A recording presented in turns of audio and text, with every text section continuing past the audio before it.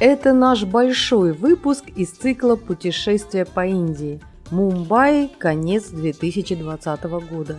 Не забывайте оставлять комментарии, ставить лайки, если понравилось, и подписывайтесь на наш канал, нажимая на колокольчик, чтобы ничего не пропустить.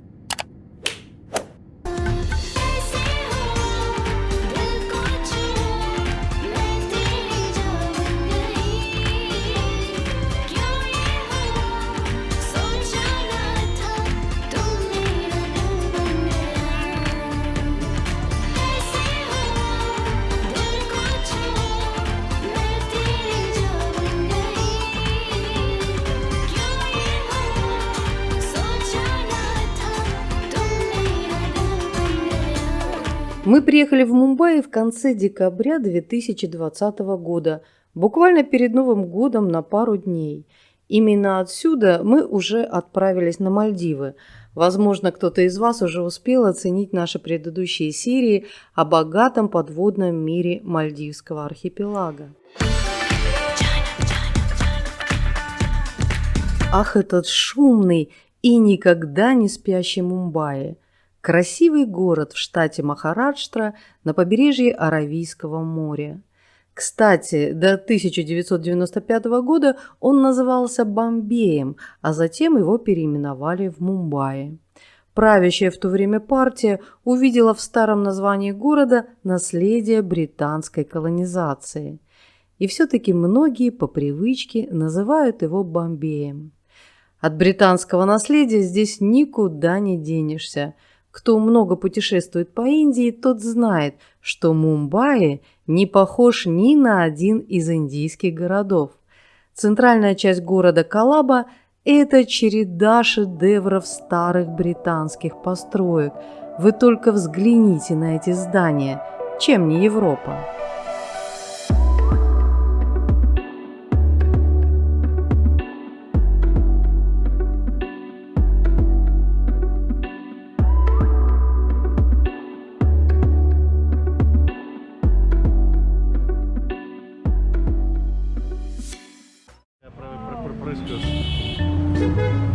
Заходи.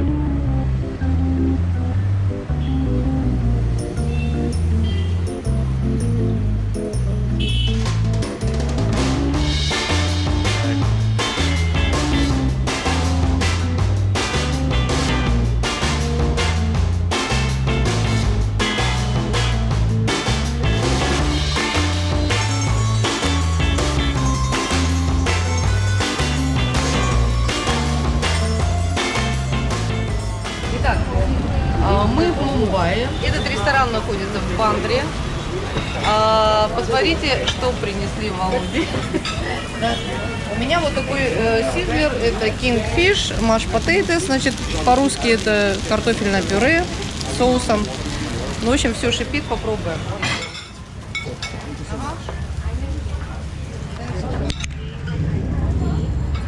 То же самое? Мы сегодня прилетели в Мумбаи, и я хочу вас познакомить с нашим очень хорошим другом Тимуром, который живет уже 2 года в Мумбаи. Беспрерывно 2 года, да. Беспрерывно 2 года, пережил, то есть 2020 этот переживающий. Переживает. И что еще интересно, да, наводи на меня камера, первый человек, которого я встречаю, который по Индии ездит на велосипеде. То есть он ездил в Дели на велосипеде, он ездит в Мумбаи. Вот я хочу спросить, вот как это возможно? Ведь здесь такой трафик, здесь такое очень жуткое просто. движение. Первое, что нужно для того, чтобы ездить на велосипеде, это нужен велосипед, а второе, это нужен велосипедист. Вот эти, если 2 вещи совместить, то получается, что ты можешь ездить на подожди, но велосипеде. здесь нет велосипедных дорожек, здесь жуткий трафик, и вообще как ты лавируешь? Нет, как ты лавируешь между этим? Ой, прекрасно. Просто, индийский стиль вождения – это тема отдельного просто, наверное, ролика для вас. Я думаю, вы сделаете обязательно. И можете это все заснять, посмотреть и показать, как индийские водители ездят. Но индийский стиль вождения, он подразумевает То, что есть вокруг, то, что я называю мелкие частицы. Вокруг машин есть мелкие частицы. Это мотоциклы, велосипедисты, это тачки какие-то непонятные, которые грузы возят, это рикши. То есть они все есть. И водители, в принципе, они более подготовленные к неожиданностям такого рода, как велосипедисты, чем в Европе. Чем в Европе, чем в Москве. И чем в Москве. Потому что в москвич Москве, приедет, он не может. в Москве очень сложно ездить на велосипеде, потому что тебя просто не ожидают, как велосипедистка, увидеть на проезжей части. Да. И у меня было очень много случаев в Москве, когда я падал на проезжую часть, потому что были очень неожиданные ситуации, потому что водители просто не понимают, что может быть рядом велосипедист. Наших водителей не учат. Если в Канаде, например, учат водителя открывать дверь водительскую правой рукой, Так. не левой, а правой, знаешь Так. почему? Потому что, чтобы открыть дверь правой рукой, нужно сделать вот такое движение, и Так. ты автоматически посмотришь назад, нет ли там велосипедиста. Как То у интересно, нас да. так не учат. А в Индии уже предполагается с самого начала, что ты на дороге не один. Да? То есть, да, они все себя ведут так, как будто они одни на дороге, но на самом-то деле они понимают, что есть еще другие участники движения, которые каким-то образом тоже принимают в нем участие, собственно, да, непосредственно. И эти участники движения не автомобили. Поэтому на велосипеде гораздо более, ну не то что безопасно, но гораздо проще. Скажи, пожалуйста, как на тебя реагируют индийцы, когда ты едешь? Вообще, учитывая мою внешность, за местного принимают сначала, а потом, вглядываясь, понимают, что все-таки, наверное, иностранец. Ну, видно, да. Да, вот, тем более, что на солнышке... Ну, ладно, Ну, я же в шлеме езжу. Да. Шлем, очки и все дела. Вот, нет, ну, да, смотрите, просто велосипед это здесь, в Мумбаи, в частности, это не что-то такое редкое. Если вы с утра, ну, сейчас светлеет поздно, где-то в 7 часов уже светло, но к 7 часам на дорогах безумное количество велосипедистов. Безумное. Причем это именно не рабочие товарищи, которые едут на старых велосипедах, а это именно спортсмены, ребята, Это которые что? занимаются спортом. Очень много. Вот есть такая, ну, как бы, местные традиции, да, с одной стороны, но эти традиции, они корректируются на время, да, то есть, например, в индийских традициях, чем короче штаны у мужика, тем он меньше статусом социальным. Потому что у него просто нет денег на длинные штаны. Поэтому это я говорю про Северную Индию, да? Да, Не и про добавлю Южную. замечание. Я просто даже видела один индийский фильм. А теперь представьте, Да. извини, пожалуйста, все современные мужики, богатые, они все здесь ходят в шортах, да, то есть, ну вот, да. Я про То есть- рубашку хочу добавить. Я в одном фильме видела, приходит, значит, индийская девушка на свадьбу. И приходит ее друг на свадьбу в рубашке с коротким рукавом. Она его спрашивает: ты что, явился на свадьбу в рубашке с коротким рукавом? У тебя нет денег купить рубашку с длинным? И действительно, там все мужчины обязательно в рубашке с длинным рукавом. То есть, и если ты с коротким, это, то есть не важно, что тебе жарко. Понятно, да. Ну вот я тебе про это же и Да, говорю, что да. раньше велосипед это действительно был транспорт для людей, которые не обладают достаточным количеством средств. А если у тебя современный спортивный велосипед, цена которого стоит за 10 тысяч долларов и больше, да, там карбоновый какой-нибудь, вот, ну, наверное, и смотреть на тебя тоже будет по-другому. Поэтому у меня, конечно, не карбоновый, и стоит не 10 тысяч долларов меньше, но могу рассказать замечательную абсолютно вещь. В любом индийском доме есть охранник. Так, И не один, security. security. Да. Это такие обычно доходяги, которые получают там по копеечке, вообще в реально, в буквальном смысле слова. И они, в общем-то, конечно, не из богатых слоев, да. Это, ну, жители деревенские, они приезжают обычно на заработки в город и просто тупо работают таким пугалом. Значит, естественно, мой велосипед привлекает безумное количество внимания, потому что, ну, велосипед белого человека нормальный, да, ну, вот по московским меркам у меня ниже среднего, допустим, да. Избегай сейчас слова «белый человек», это уже нельзя говорить. Можно. Мне можно. Ну. Естественно, любопытство – это первая черта индийцев, да? Первое. Первый вопрос, который задают все, которые встречают меня на велосипеде. Сколько стоит Велосипед. велосипед? Я, естественно, отвечаю, что, ребята, извините, я не продаю. Вот, это понятно, да, они там, отваливают сразу, вот, но иногда докапываются. И в конце концов, вот этот охранник, который у нас стоит на доме, он меня спрашивал, но я ему сказал, я говорю, one lakh. 100 тысяч рупий. И 100 тысяч рублей, если так перевести приблизительно. Сейчас, наверное, этот велосипед, да, стоит 100 тысяч рублей, да. 100 тысяч рупий. Он так на меня посмотрел. Oh, sir, you better buy a car.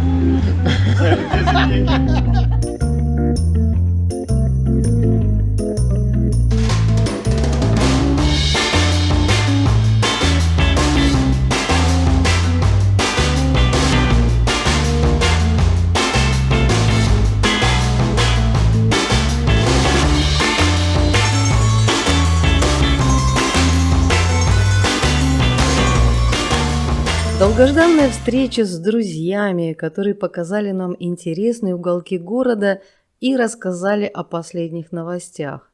Когда-то мы сами провели здесь 3 увлекательных года, но с тех пор город сильно изменился, а особенно в 2020-м. Вы сами понимаете, о чем я. Так что запаситесь терпением и посмотрите этот ролик до конца. Таким вам Мумбаи никто не покажет.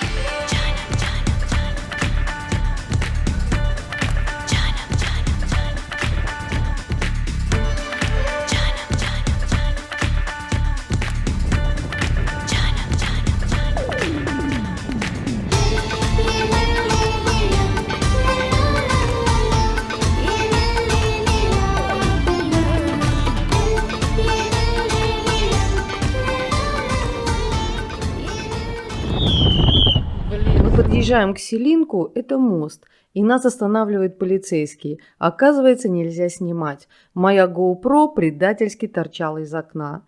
Здесь очень серьезная система охраны, и на мосту установлены сканеры, способные распознать оружие и взрывчатку в любом автомобиле. Мост очень красивый, длиной 5,5 километров.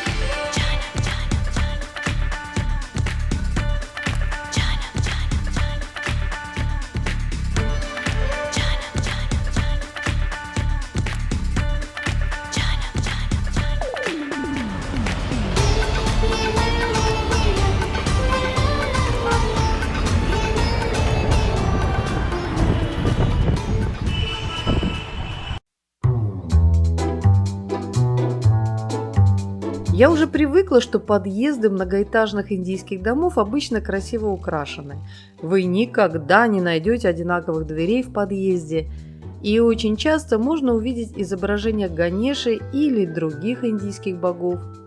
Но вот такую картинную галерею мы повстречали впервые. Очень красивые картины, и все развешено со вкусом. Можно было спуститься на лифте, но мы предпочли спускаться пешком, чтобы показать вам эти шедевры.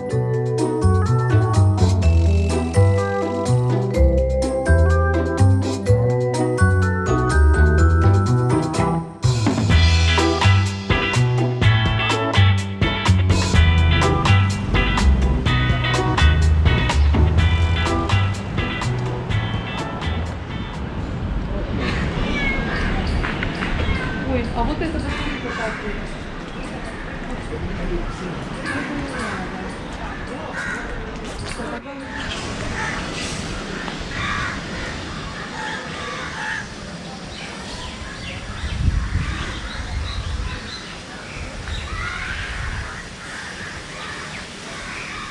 Слушай, вот реально без тебя уже вот в этот райончик.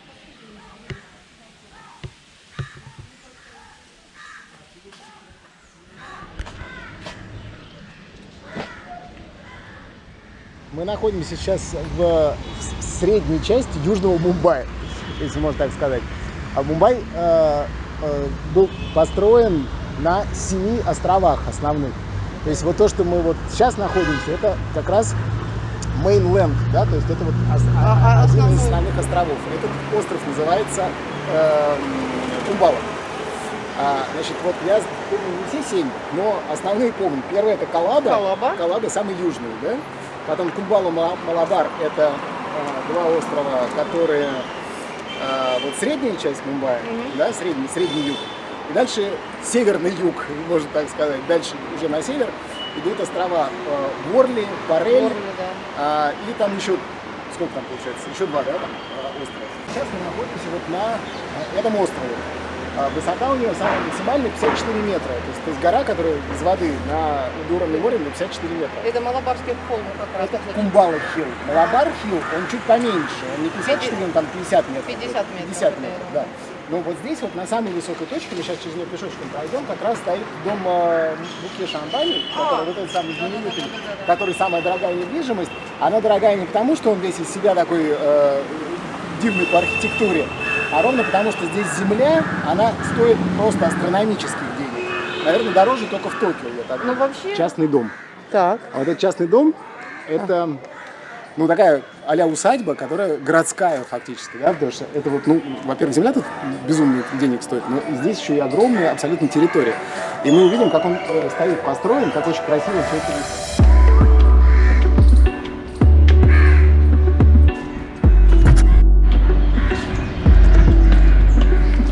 Да.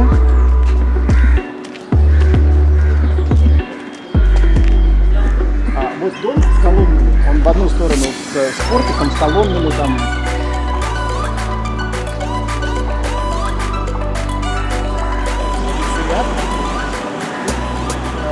Вот это вот не надо смотреть, это просто то, что табличка о том, что дом не самострой, а тут вся характеристика этого дома. Самое главное, тут всегда в любую жару прохладный. Да, вот это хорошо. Володь, иди с дороги. Еще одна достопримечательность Мумбаи. Каждое здание в городе имеет свое уникальное название. Оно также указывается и в адресе, когда вы отправляете письма или делаете себе визитку. И на каждом доме вы найдете табличку с названием. Иногда они очень замысловатые. Как сейчас помню, последний наш дом в Мумбаи назывался Сильвер Каскад. Кстати, в Дели я такого не наблюдала. Там везде соблюдается нумерация домов.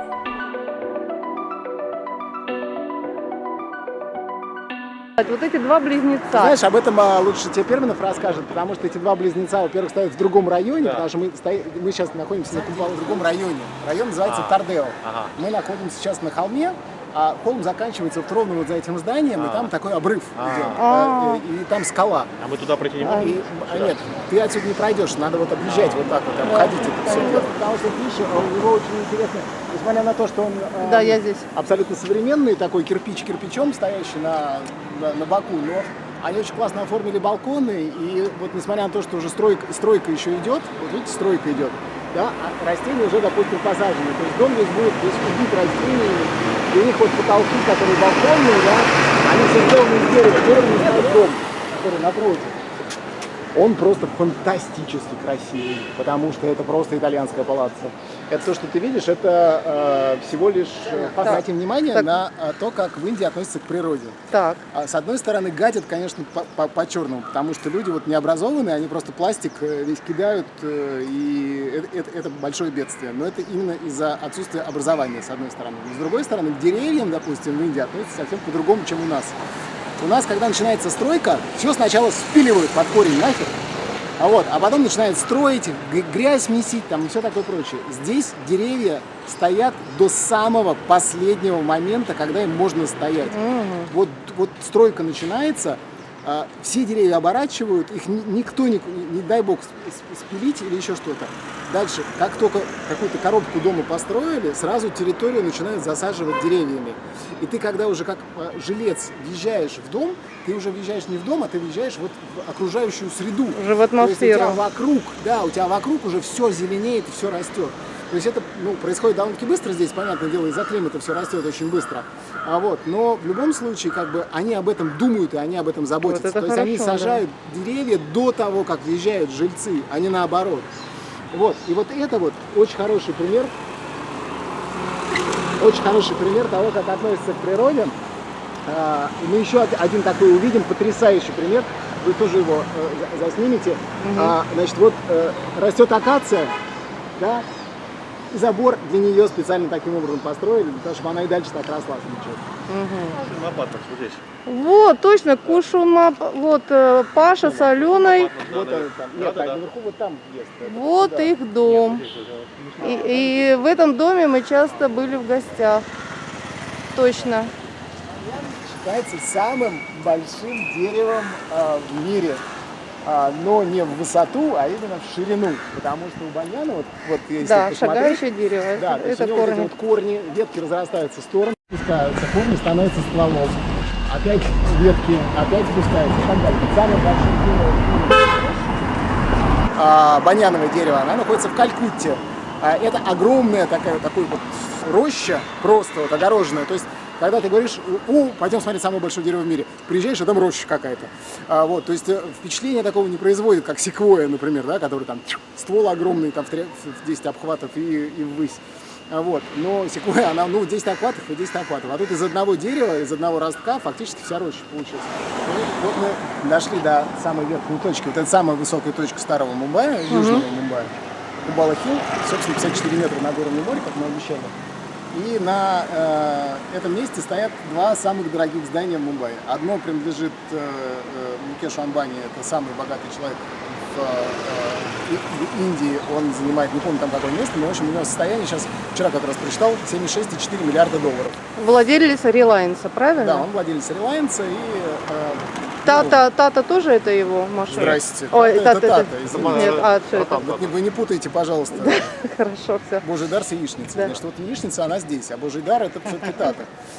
Значит, яичница построила себе дом, который считается самым, вернее, не самым, самая дорогая в мире недвижимость, это Букингемский дворец, если кто не знает, стоит в Лондоне. А вторая после Букингемского дворца, это тот самый домик, к которому мы сейчас подходим. Но вот есть еще и второй дом, который сейчас его загораживает здесь, это Лотха Тауэр. Тут тоже какие-то безумные абсолютно цены на квартиры. Ну и вообще просто метр стоит там порядка 8 миллионов за квадратный фут он стоит. 8 миллионов рупий, естественно. Ну и как рублей за квадратный фут, да, то есть это в 9 раз меньше, чем квадратный метр. Квартиры двухэтажные, там все такое прочее. Значит, почему мы здесь остановились? Потому что дальше эти два дома охраняются отделением полиции. Вон я вижу. Да, и полицейские везде стоят. Поэтому там лучше не снимать вообще, потому что они очень сенсибилизируются. Там спецназ просто стоит, охраняет все это тогда дело. Не надо. Да.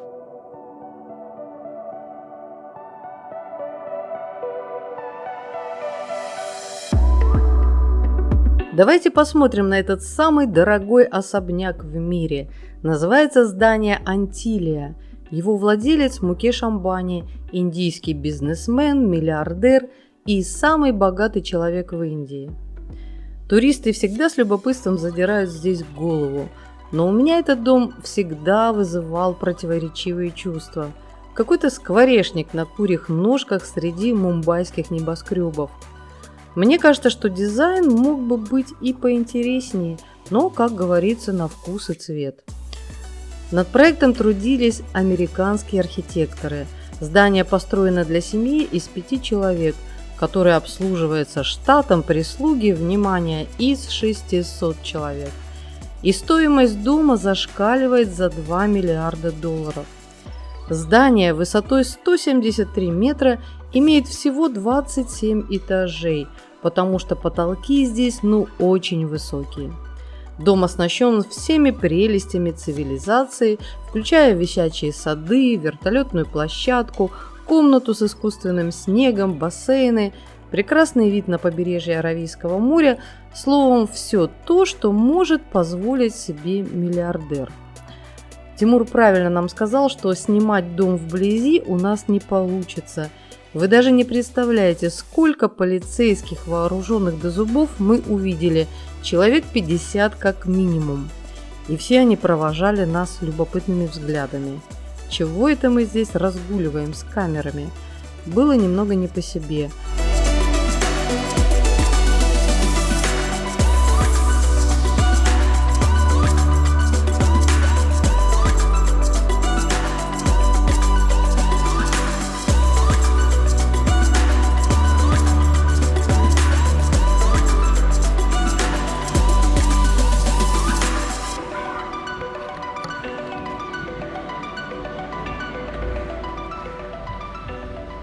Это как раз то, что я говорил по поводу отношений в Индии к деревьям.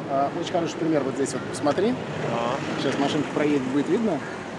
Вот дерево, оно заложено кирпичом как бы внутри, да? На самом деле тут был забор, когда был старый дом, потому что вот это новодел. И вот этот новый дом, его построили на месте старого. Неплохо построили, конечно. Вот, но старый был обнесен забором. Забор оброс деревом. Дерево не стали сносить.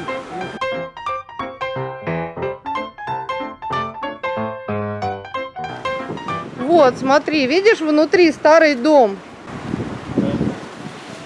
И в нем кусочек старой стены в дереве. Дерево даже не стали сносить.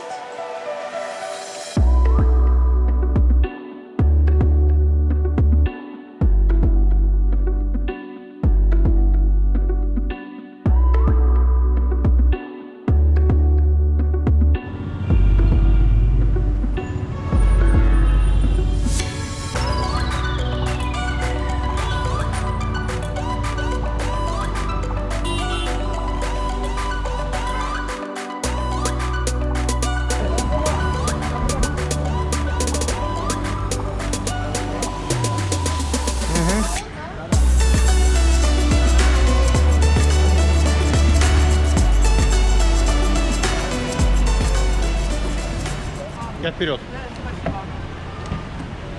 Hello. Hi. Hi. Yeah.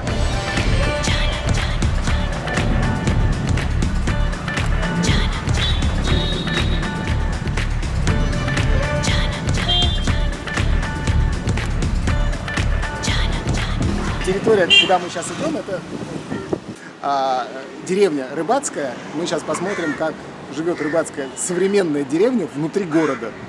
Вот. Ну, как обычно, город растет из деревень, деревни потом соединяются в города и так далее. Вот эти вот всякие кусочки, как, опять же, как в Москве. Деревня Яснево, деревня Ростокино, Люблино. Люблино, Химки, Ховрина и так далее. Все вот эти вот бывшие названия деревенские, они остались на карте, а здесь тоже вот эти деревни она есть, существует, и мы сейчас увидим рыбацкую деревню, прямо как она была. Let's go, пойдем.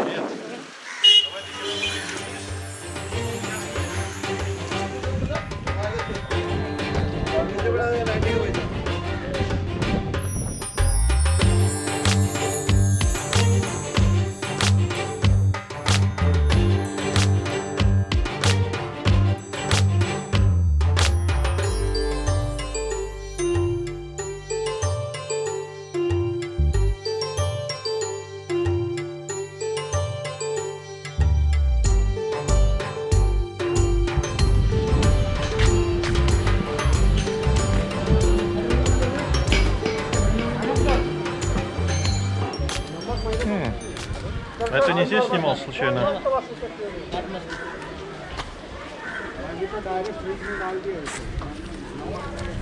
Лен, это, наверное, здесь снимался, помнишь, «Сбежавшая работа»? Да?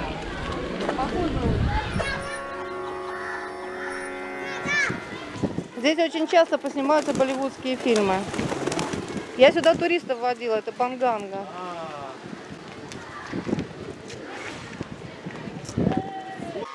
Володя, уточки это твое все.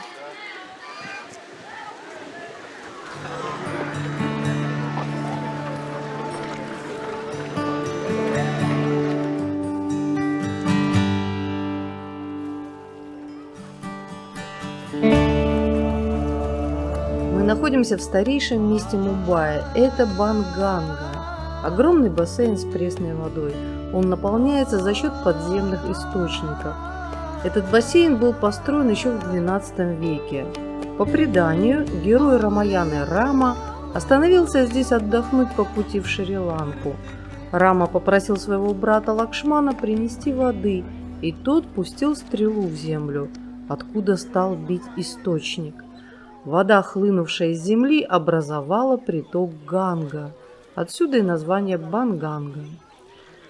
Вокруг просто несчетное количество индуистских храмов. И мне кажется, что время здесь остановилось. Видно, и 100 лет назад оно выглядело точно так же.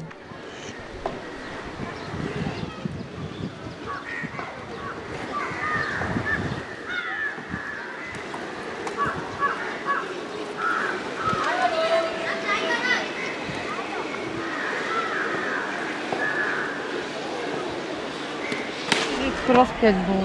Понятно.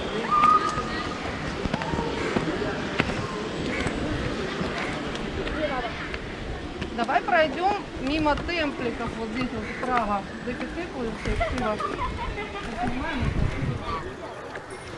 Пожми мне руку по-деловому и уходи. Приятно было с вами пообщаться, мисс... Махатварика.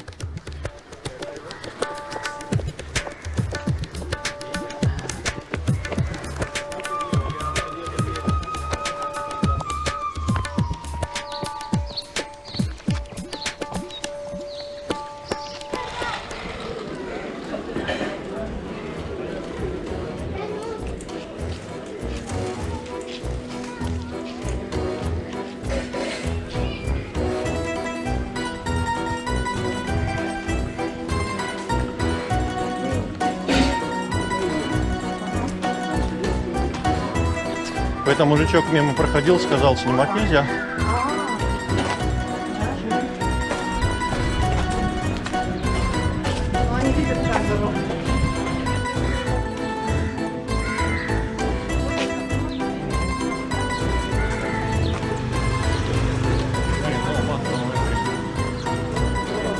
Это здесь праздничная?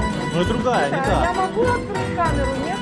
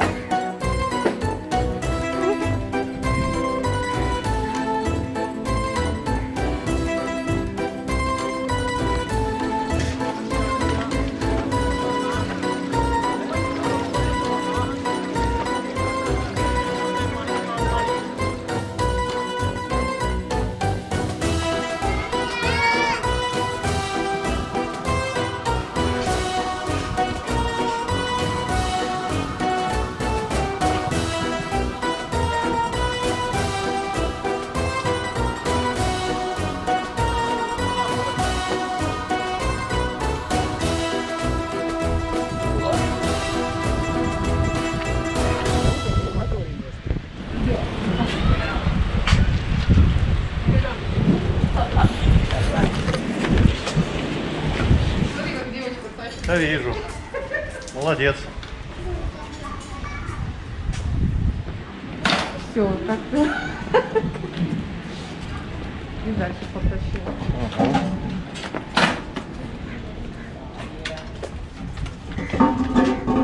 Обалденные у меня глаза накрашенные. Ой. Глазища. Да, девушка говорит.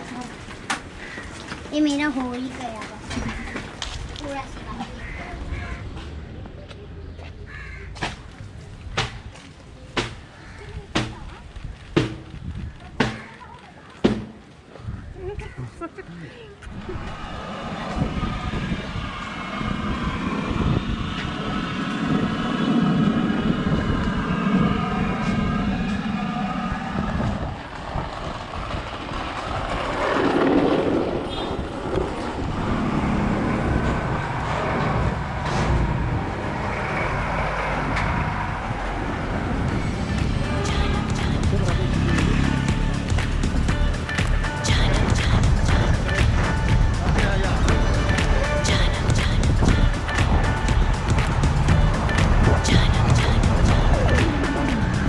Russian Marina House. Ah, yes. This we are doing casing. Uh-huh. Yes, sir. Right now. This one. Yeah, and this Russian Marina House series. Previously, one Russian person, my boss, 2002, 1998, 92, 93 till living here. Угу. Там эти ж Chief Minister Такерей здесь живет. Такерейс живет в другой стране. Ну он сказал Chief Minister. Нет, он вот там. А. А там Марин Хаус, там жил его... And this Pakistan director, Jinnah.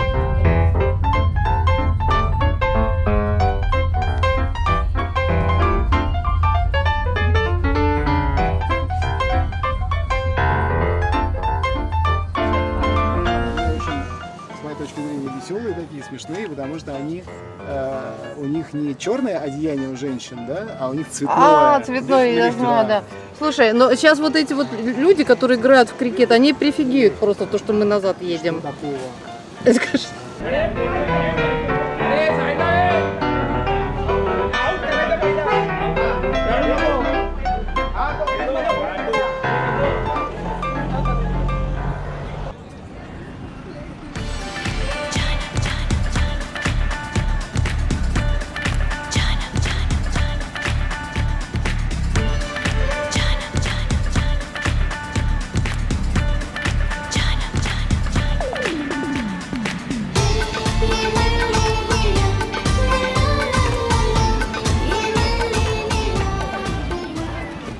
Специально платье красиво одевают, чтобы пойти в парк. Можно в парк пойти. Бесплатно, некрасиво. Ой, смотри, какие брюки классные.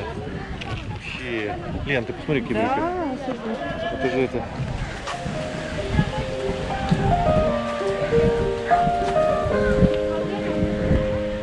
Да, я помню, здесь с мамой был. Да. И слава богу, это не эти, которые упали.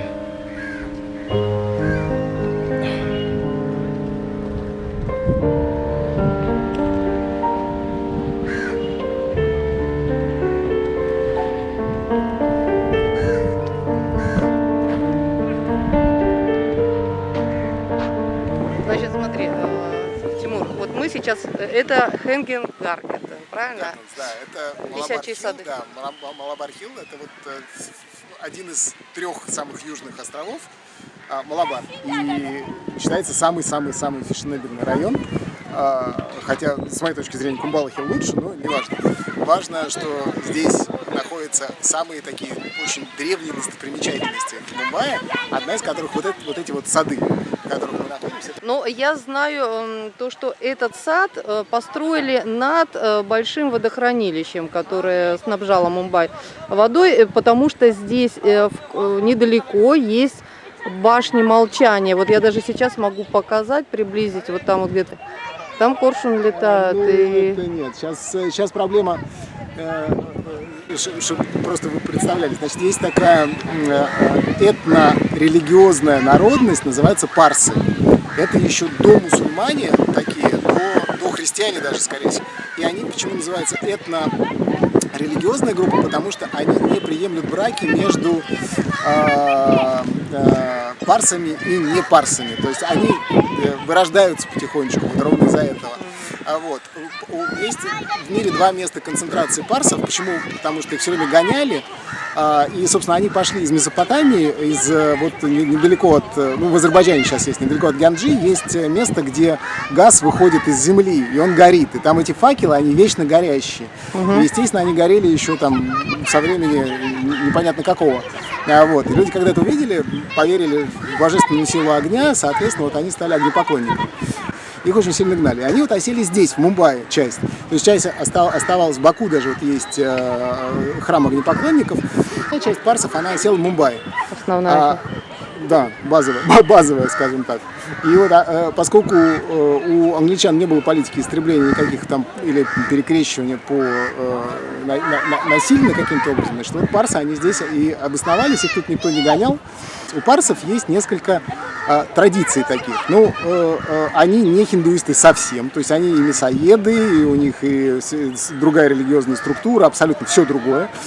У них есть такое поверье, как бы, что, ну не то, что поверье, это вот часть религии, да, что люди приходят из природы и должны уйти в природу. И они должны отдать себя в природе даже после того, как они уже, ну, как бы умерли уже, тело умерло, соответственно, его тоже надо каким-то образом природе отдать. Поэтому парсы своих усопших они не хоронят. Они оставляют их в так называемой башне молчания или тишины, ну, в зависимости от того, как перевести, ну, башня молчания. Прилетают птицы и склевывают Коршуны, особые, коршуны? да, особые Грифы. коршуны. Наблюдение такое, что местные грифы, их стало мало очень из-за местной, ну, Да. А знаешь почему? Потому что люди едят лекарства непонятные. Это тоже я читал, да, и слышал, что да, вот из-за того, Да. что из-за лекарств, да, и Да. что тело человеческое теперь лежит в земле и разлагается не 3 года, а 7 лет из-за антибиотиков и так далее, и так далее. Да. Ну, в любом случае, по естественным причинам падальщиков стало меньше здесь, в Мумбаи. Раньше видишь, они тут вот действительно вот прям вот летали такие здоровые. А если приблизить, там летают стая коршунов. Вот там именно находятся эти башни молчания, о которых я расскажу позже. И это действительно очень интересно и особо впечатлительных я прошу это не слушать. Самое главное другое, что еще, то есть вот после того, как тело отдали таким образом природе через птиц, да, потом еще кости посыпали известью, известь, соответственно, все это дело разъедало и смывали все это дело в море. То есть от человека оставалось, фактически ничего. И, соответственно, вот эти вот башни молчания, которые есть, их тут несколько штук, 3 там, по-моему, или 4, в таком саду или парке, который принадлежит парсианской общине. Потрясающие огромные деревья, как такие могут быть, вообще непонятно. Да. И там будет потрясающий вид. В общем, я за тобой иду, снимаю немножко, ладно? Там вид не совсем потрясающий. Немного подытожим рассказ Тимура о висячих садах. Сады были устроены еще в 1881 году. Это насыпь земли в 1 метр, а под ними находится водохранилище, которое обеспечивает водой близлежащие дома. Над водохранилищем разбили сад, чтобы защитить чистоту воды от птиц. Дело в том, что совсем рядом среди густой листвы спрятана башня молчания. Это место, где парсы провожают в последний путь своих умерших. Парсы – это последователи зороастров, выходцы из Ирана. В Мумбаи это достаточно большая община. По религии им нельзя ни кремировать, ни хоронить умерших. Их оставляют в башне молчания на съедение грифом. Поэтому я вам и показывала стаю птиц, которые кружат над деревьями. Видимо, как раз сейчас там есть чем поживиться.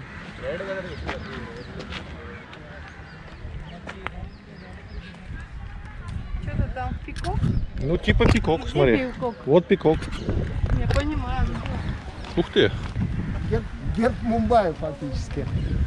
Из чего? Ворота Индии, порт, вокзал Виктория, он же Чатрапати Шиваджи Стейшн, и станция электрическая, промышленность, фабрики. То есть каких-то ракушек? Да, из Морских. ракушек. Обалдеть.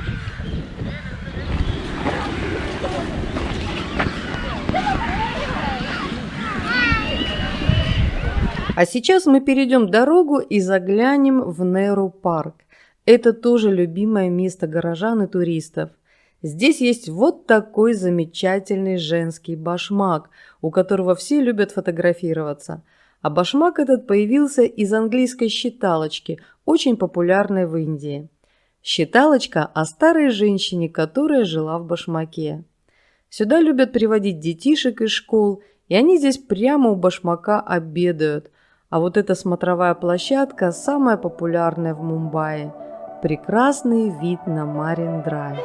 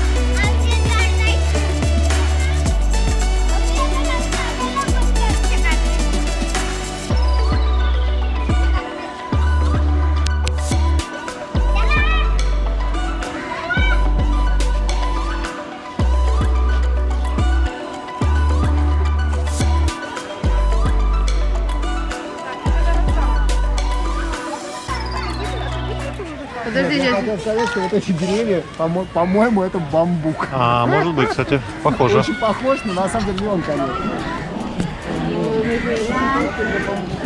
Вот это вот называется Неру-парк. И мы, Лен, иди сюда. Вот. И мы вот так вот вместе гуляем.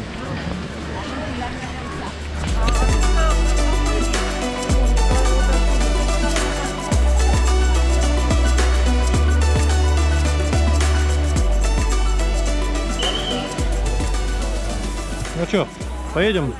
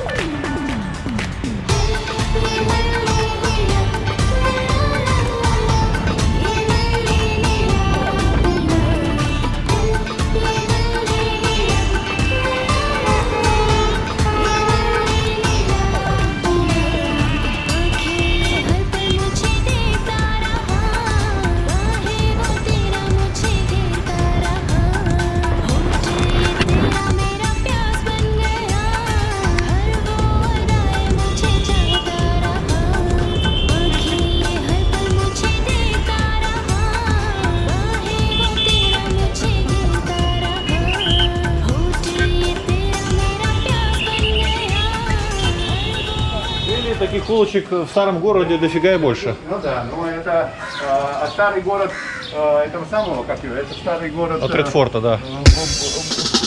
А здесь это старый город... Не надо. Вот. Португальцы, они первые приехали сюда, вот самую нашу родную любимую Мумбайщину. Вот. И вот мы нашли вот эту вот вещь где-то года 4 назад, может быть лет 5 назад. Вот реально в центральном Мумбаи это осталась единственная деревня.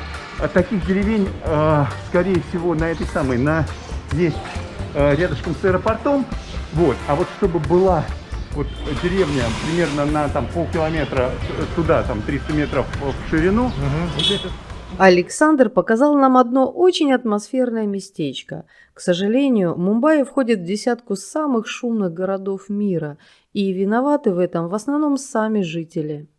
Когда наши туристы приезжают в Мумбаи из тихих провинциальных городов, то испытывают настоящий шок от шума и суеты. Прибавьте сюда еще и жару. Шум на дорогах не прекращается ни на минуту. Мумбайские водители очень любят сигналить на дорогах. Поэтому, когда мы попали в Хатачи-Вади, надеюсь, я правильно это произнесла, то просто отдохнули телом и душой, как говорится.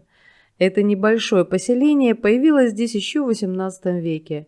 Такие симпатичные, деревянные, ярко окрашенные домики с верандами, ну прямо как в Гоа. Селились здесь в основном восточно-индийские семьи. Большинство из них католики. Кстати, здесь есть небольшая часовня. Кокоса. А вот это вот внизу это корни, что ли? Это кокос. С братом мы никогда не... Можно? Он говорит, можно, да. Ну давай. Thank you very much. Thank you. It's okay. Yeah. Мгм. Ну какое? А вот your brother.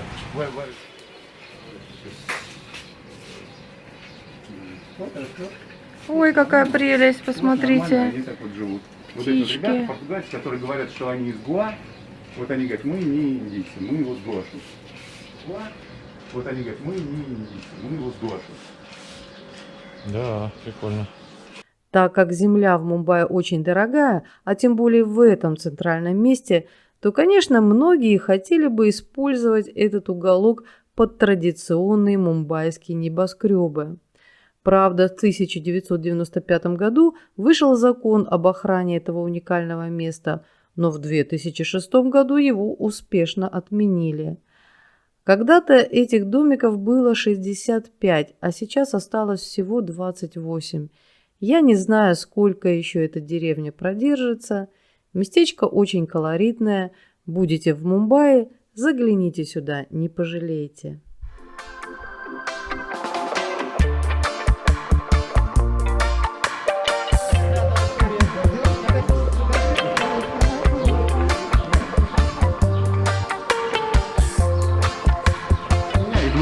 Внутрь. А, вижу. Ага. Вот бизнес. Ну да.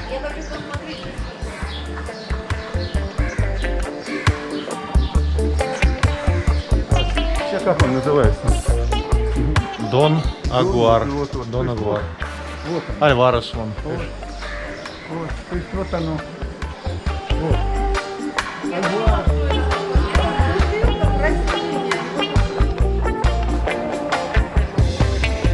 Да.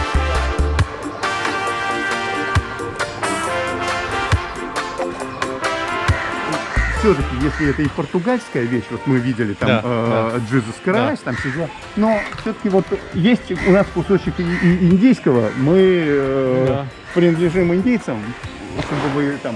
Ага, чтобы вы не говорили, да.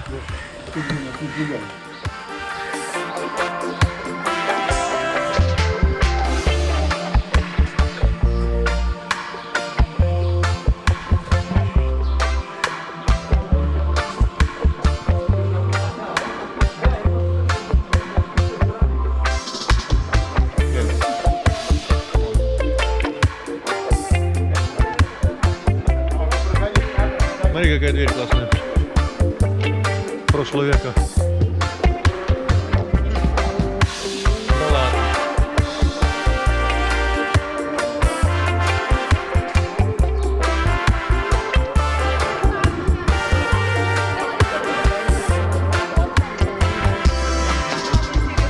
Не знаю. Индийцы любят играть в крикет. Они играют в него везде, где только можно, и частенько даже на проезжей части, как вы уже видели это ранее, когда мы проезжали по узким улочкам Малабар-Хиллз.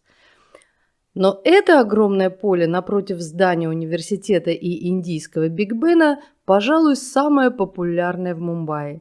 Здесь играют как любители, так и профессионалы. Крикет – это что-то вроде нашей лапты. Британцы заразили этой игрой почти полмира. В Индии слова «спорт» и «крикет» – это слова-синонимы.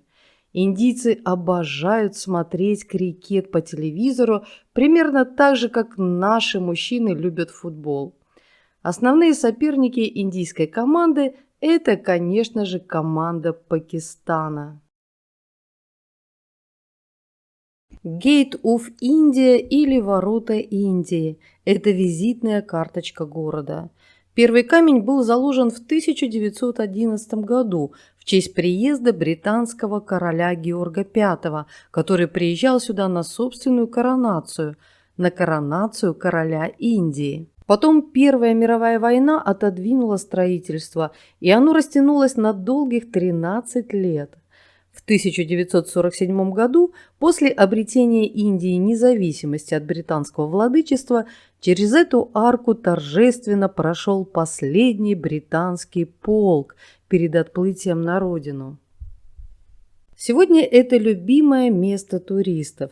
Здесь открывается прекрасный вид на бухту и на шикарный пятизвездочный отель Тадж Махал Палас, построенный в начале 20 века. Этот отель великолепен, он напоминает дворец, а вот это высотное здание рядом было пристроено к нему уже гораздо позже, потому что спрос на номера в этом отеле всегда превышает предложение. Интересна история строительства этого отеля. Ходит красивая легенда, суть которой заключается в дискриминации индийцев во времена британского правления. Никому неизвестный в то время индийский предприниматель по имени Джамседжи Нусерванджи Тата направлялся на встречу со своими бизнес-партнерами в самый крутой по тем временам бомбейский отель «Уотсон», который был построен из чугуна и принадлежал англичанам. На дверях была табличка «Вход только для белых». Несмотря на то, что Джамседжи Тата был из приличной семьи и имел свой бизнес, то есть не был рядовым индийцем, в отель его не пустили. Бизнесмен затаил обиду и решил назло всем построить роскошный отель, лучший в Индии. Это было первое здание в Индии, где появилось электричество. Мебель для убранства отеля и предметы интерьера заказывались в Европе, а служащие специально отправлялись в европейские отели на обучение. Вы представляете, насколько высоким был сервис? Здесь останавливался британский король Георг V со своей супругой, и однажды в отеле собрались сразу 200 раджей со всей Индии. Вскоре и посетители отеля «Уотсон» предпочли более модный Тадж-Махал. В конце концов, владелец этого отеля разорился. Обычно туристы после прогулки у Gate of India предпочитают заглянуть в Тадж-Махал. вас спокойно сюда пропустят, и вы можете насладиться долгожданной прохладой в лобби, заглянуть в магазинчики и кафе. Здесь есть стена с фотографиями знаменитых особ, которые здесь останавливались. Вот это известная лестница, которую проектировал сам Эйфель, который проектировал Эйфелеву башню. Поэтому всегда туристов приводят в это место, и здесь получаются просто шикарные фотографии. Можно подняться и на верхние этажи в ресторан, откуда открывается удивительная панорама на бухту. Тадж-Махал известен еще одним важным эпизодом. В 2008 году исламистские террористы атаковали Мумбаи. Они приплыли по морю и высадились как раз у ворот Индии. Атаке подверглись несколько известных объектов по всему городу, и среди них было 2 отеля – Аберой и Тадж-Махал. В тот злосчастный день погибло 166 человек и более 600 было ранено. В память об этой трагедии в Тадж-Махале есть мемориальная доска с именами погибших.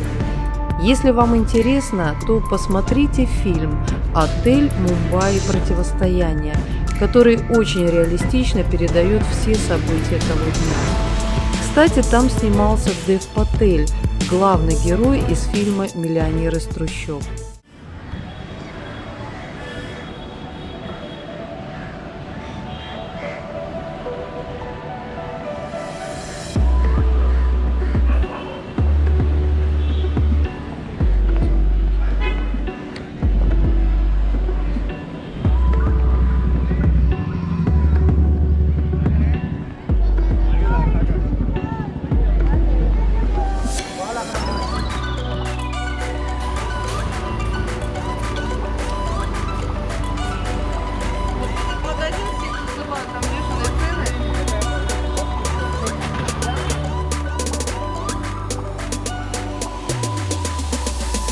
Я никогда не ем уличную еду в Индии, но вот это популярное местечко недалеко от отеля Тадж-Махал мы просто хотим вам показать.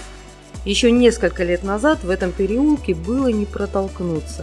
Сюда приезжали на машинах целыми семьями, расстилали на капоте скатерть и пировали. И всегда были большие очереди. Сами индийцы говорили нам, что это самая лучшая уличная еда во всем Мумбаи. После локдауна многие индийцы, конечно, изменили свои привычки и больше едят дома. Вот такое странное здание показал нам Александр, буквально в 2 шагах от роскошного Тадж-Махала. Мы немного постарались и узнали из индийских газет историю этого дома. Он был построен парсом в начале прошлого века, и долгое время его арендовал еврей, гражданин Германии, который служил дантистом у его превосходительства. После Первой мировой войны дантиста выслали из страны, и больше никто о нем ничего не слышал, а в доме обосновалась католическая благотворительная организация, которой сейчас уже более 150 лет, и здесь же они открыли школу для девочек. Как оказалось, давным-давно известный индийский миллионер Йозеф Мехта купил это здание за 70 миллионов рупий. Это примерно $1 миллион. Он его купил и никак не может вступить в свои права. Школы здесь уже давно нет, но католики хранят здесь некоторые вещи. Да еще и 2 их служащих живут во флигеле посреди этой разрухи. Как они не боятся здесь жить, я даже не представляю. Миллионер предлагал им солидную компенсацию, чтобы они выехали, но руководство благотворительной организации настаивает, чтобы люди остались. Ведь по индийским законам нельзя выселить человека, который жил в здании до 1962 года. Вот и тянутся судебные тяжбы. А тем временем дом ветшает и ветшает. И, кстати, снести этот особняк новый владелец тоже не сможет. Он обязан реконструировать его по первоначальному проекту. Интересно было бы взглянуть на это местечко через пару лет. Еще поговаривают, что этот дом пользуется дурной славой, и в нем водятся привидения. Я все это вам рассказываю к тому, что хоть ты и миллионер, но закон есть закон. В Индии демократия. Меня эта история очень впечатлила.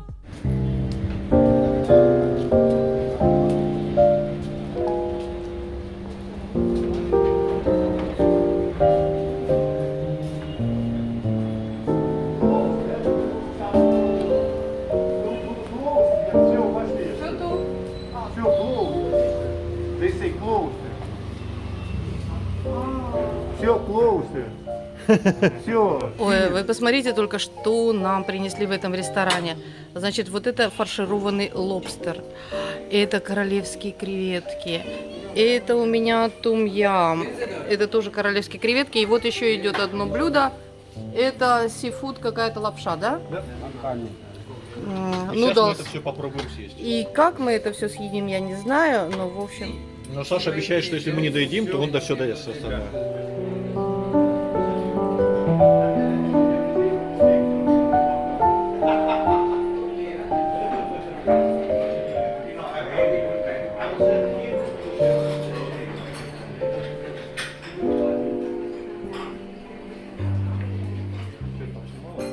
Вокзал Виктория тоже можно смело назвать визитной карточкой Мумбаи. Изначально его назвали в честь английской королевы Виктории. Правда, сейчас он тоже переименован в вокзал имени Чхатрапати Шиваджи. Это национальный герой штата Махараштра. Этому красивому зданию, похожему на дворец, уже 130 лет. Британский архитектор Фредерик Уильям Стивенс взял за основу идею лондонский вокзал Панкрас. В архитектуре здания перемешались готический и викторианский стиль, куда очень гармонично вписались индийские элементы.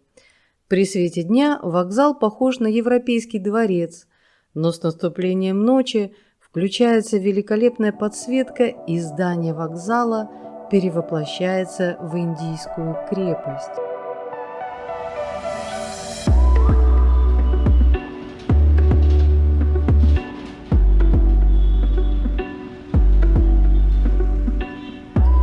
Я попросила водителя остановиться в этом месте в центре Коллабы.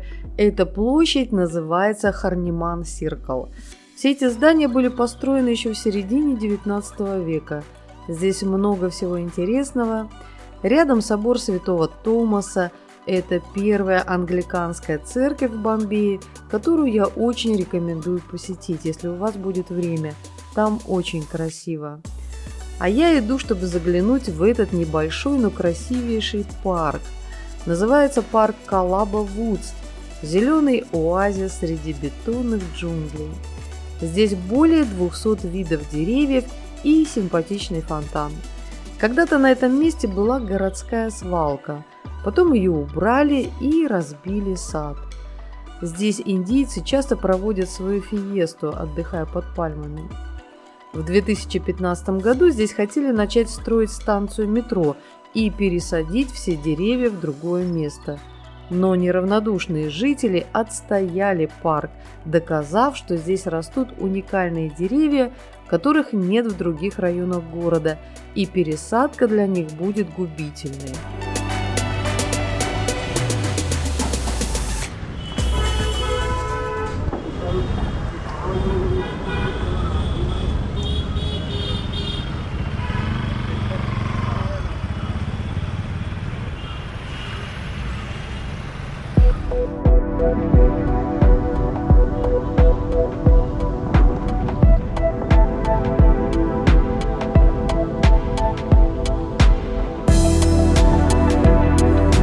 Набережная Марин-Драйв, пожалуй, самое романтичное место в Мумбаи.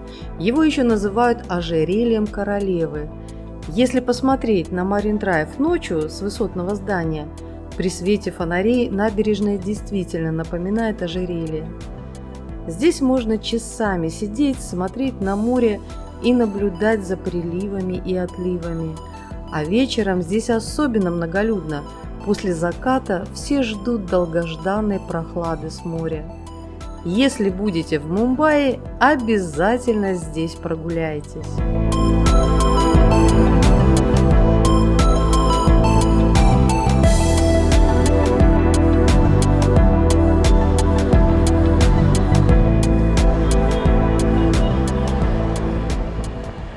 А с вами по-прежнему «Вояж дилетантов». Пишите комментарии, пишите, что понравилось, что не понравилось, тоже пишите. Оставайтесь с нами, ставьте лайки. Там-пам-пам-пам-пам-парам.